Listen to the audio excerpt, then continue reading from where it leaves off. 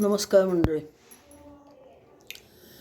आज अश्विन शुद्ध एकादशी म्हणजेच पाशांकुशा एकादशी किंवा काही जणांना पापांकुशा एकादशी असेही म्हणतात.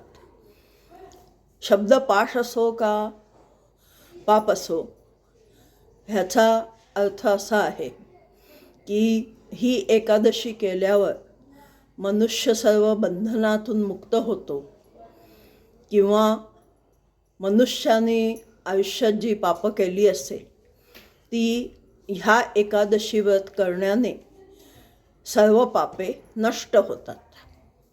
असे हे पाशांकुशा एकादशीचे महत्त्व आहे. ह्याच्यात विष्णूच्या पद्मनाभ रूपाचे पूजन केले जाते. एक वेळ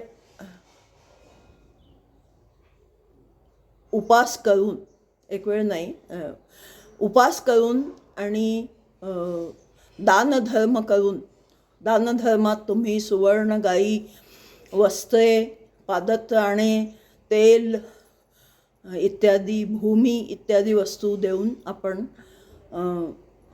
पुण्य मिळवू शकतो आणि पापापासून मुक्त होऊ शकतो. आणि विष्णू प्रसन्न झाल्यावर ह्या एकादशी व्रताने अनेक अश्वमेध केल्याचे पुण्य मिळते आणि आपल्याला वैकुंठाची प्राप्ती होते अशी मान्यता आहे. आज पाशांकुशा एकादशी आणि पुढची जी शुद्ध एकादशी आहे ती आहे कार्तिकी एकादशी. तर आज असे मनात आले की ज्ञानेश्वर महाराजांनी लिहिलेल्या हरिपाठाचे जे 30 श्लोक आहेत ते गायनाच्या स्वरूपात आपणासमोर सादर करावे आणि थोडासा अर्थ सांगावा. असे महिनाभर आपण 30 श्लोक ज्ञानेश्वरीचे हरिपाठाचे म्हणूया आणि सुखी होऊया, समाधानी होऊया. तर पहिला हरिपाठाचा अभंग आहे, देवाची ये द्वारी उभा क्षण भरी.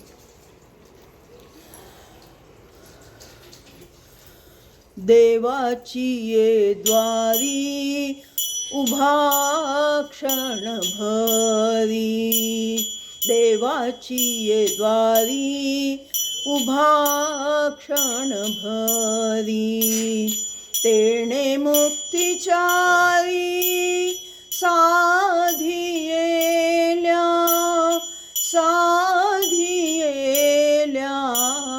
देवाची ये द्वारी उभा क्षण भरी, देवाची ये द्वारी उभा क्षण भरी. हरी मुखे म्हणा, हरी मुखे म्हणा, हरी मुखे म्हणा, हरी मुखे म्हणा, पुण्याची गणना कोण करी, पुण्याची गणना कोण करी, कोण करी, हरी मुखे म्हणा, हरी मुखे म्हणा, हरी मुखे म्हणा, हरी मुखे म्हणा.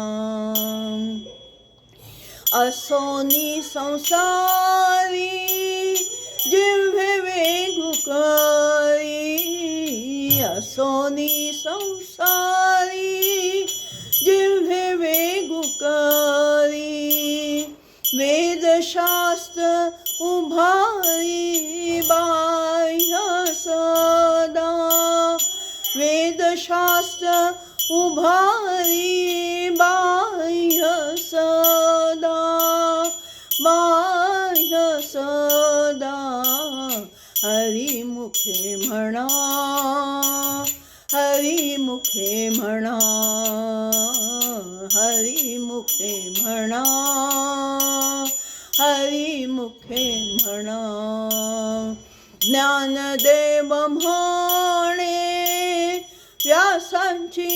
खूणे ज्ञानदेव म्हणे, व्यासांची खूणे द्वारकेचा राणा पांडवा घरी, द्वारकेचा राणा पांडवा घरी.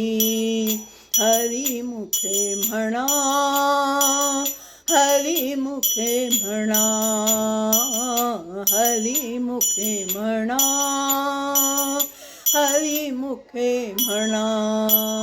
पुण्याची गणना कोण करी, पुण्याची गणना कोण करी, कोण करी. देवाची द्वारी उभा क्षण भरी, देवाची द्वारी उभा क्षण भरी.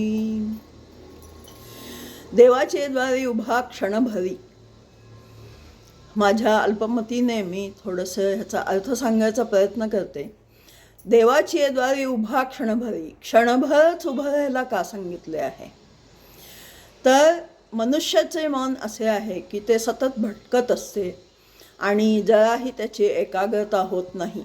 आपण देवाचे ध्यान करायला बसलो की आपल्याला माहितीच आहे की आपले मन वाऱ्याप्रमाणे सगळीकडे इकडे तिकडे फिरत बसते. साक्षात अमेरिकेलाही जाऊन पोचते किंवा इतर आठवणींमध्ये ते रमते किंवा कुठेही ते जाते. फक्त ते आपण मन एकाग्र करू शकत नाही. म्हणून त्यांनी म्हटलं आहे की तुम्ही देवाच्या द्वारी जाल तर एक क्षण तरी असा येऊ द्या की जिथे तुमचं पूर्ण देवाच्या मुखावर एकाग्रता असेल. म्हणजे अगदी क्षणभर जरी तुमची एकाग्रता झाली तरी तुम्हाला चारी मुक्ती साधल्या असं म्हणता येईल. चारी मुक्ती म्हणजे काय, तर 4 प्रकारच्या आहेत. एक आहे सलोकता, समीपता, स्वरूपता आणि सायुज्यता. म्हणजे एक एक अशी पायरी आहे ज्याच्याद्वारे आपण अधिकाधिक जसे जसे आपण एकाग्र होऊ तर सलोकता होते. मग आपण देवाच्या जवळ जातो, मग आपण देवाप्रमाणेच दिसू लागतो. आणि शेवटची पायरी म्हणजे आपण सायुज्यता प्राप्त करतो. म्हणजे देव आणि आपण असे एकरूप होऊन जातो. त्याला सायुज्यता ही मुक्ती म्हटले आहे. तर अशा प्रकारे चारी मुक्ती आपल्याला साधायच्या असतील तर निदान देवासमोर आपण उभे राहतो तेव्हा एक क्षण तरी आपण एकाग्र होऊन त्याचे चिंतन केले पाहिजे. आणि हे कसे साध्य होईल, तर मुखाने जर आपण हरी हरी म्हणत राहिलो तर आपले मन भरकटणार नाही आणि आपल्याला आपलं हवं ते साध्य होईल. आणि पुण्य तर मिळेलच, ते इतकं मिळेल की आपल्याला त्याची गणना करता येणार नाही. संसारी मनुष्य पण हा मार्ग नामस्मरणाचा पत्करू शकतो. जिव्हेने वेगाने आपण देवाचे नावच घ्यावे. कारण आपण कितीही वेदशास्त्र संपन्न झालो तरी ते सगळं बाह्य दर्शन होतं. पण आपल्याला जर अंतरंगात विठू हवा असेल तर आपल्याला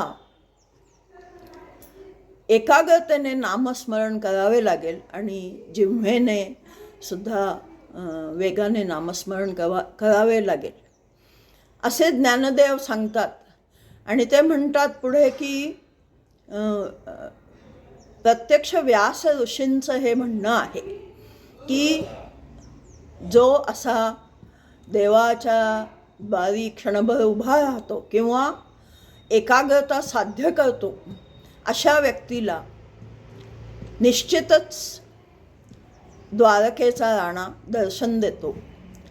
कारण त्यांनी पुढे म्हटले आहे की महाभारतात कौरव आणि पांडव ह्या दोघांमध्ये आपला द्वारकेचा राणा म्हणजेच श्रीकृष्ण हे पांडवांच्या बाजूने उभे राहिले.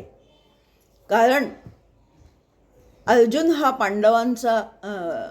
पांडवांमधला अर्जुन हा कृष्णाचा मोठा सखा होता, म्हणजे सख्य भक्ती तो करायचा. आणि त्यामुळे कृष्ण हा त्याच्या बाजूनी होता आणि पांडवांची बाजू ही सत्याची बाजू असल्यामुळे कृष्ण हा त्यांच्याबरोबर होता. अशा प्रकारे हरिपाठ अभंगातला पहिला अभंग देवाची द्वारी ह्याचा अर्थ आपण बघितला. उद्या भेटू दुसऱ्या अभंगासह. धन्यवाद.